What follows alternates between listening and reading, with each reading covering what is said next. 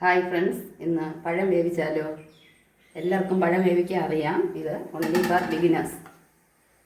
അവർക്ക് എളുപ്പത്തിന് വേണ്ടി കാണിച്ചു കൊടുക്കുകയാണ് എങ്ങനെയാണ് പഴം പുഴുങ്ങണതെന്ന്. പഴം നന്നായിട്ട് കഴുകിയെടുക്കുക. ആദ്യം നന്നായിട്ട് പഴുത്ത പഴം വേണ്ട, ഇതൊന്ന് ഏത്തപ്പഴമാണ്. നേന്ത്രപ്പഴം അല്ലെങ്കിൽ ഏത്തപ്പഴം നന്നായിട്ട് കഴുകിയിട്ട് അതിൻ്റെ മൂടും കൊണ്ടയൊക്കെ അരിഞ്ഞ് കളഞ്ഞിട്ട് രണ്ടായിട്ട് മുറിക്കാം.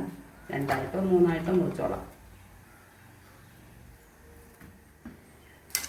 എന്നിട്ട് സ്റ്റീം ചെയ്യാനുള്ള വെള്ളം വെച്ച് ഇഡലി പാത്രത്തിൽ വെച്ചിട്ട് അടിത്തട്ട് വയ്ക്കുക. ഇത് വെള്ളം തിളയ്ക്കുന്നുണ്ട്. അടിത്തട്ട് വെച്ച് ഈ ദോരം അടയാത്ത രീതിയിൽ ഇത് പറക്കി വയ്ക്കുക. അതിൻ്റെ ദോരം അതോടെ സ്റ്റീം വരണം, അതുകൊണ്ട് അത് അടയരുത്. ആ രീതിക്ക് എത്ര പഴം വേണമെങ്കിലും വയ്ക്കാം. ഇനി ഒരു 15 to 20 മിനിറ്റ് കഴിഞ്ഞ് ഇത് റെഡിയാവും. അപ്പോഴും കാണാം. ഒരു 15 മിനിറ്റ് കഴിഞ്ഞിട്ടുണ്ട്. നമുക്ക് നോക്കാം.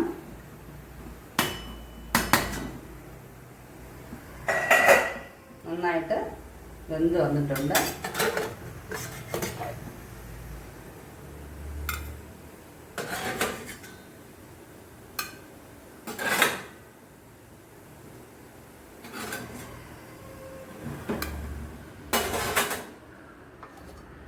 അടിപൊളി പഴം പുഴുങ്ങിയത് റെഡി ആയിട്ടുണ്ട്. വീണ്ടും ഇതുപോലെ ഒരു യൂസ്ഫുള്ളായിട്ട് ഉള്ള റെസിപ്പിയുമായി കാണാം.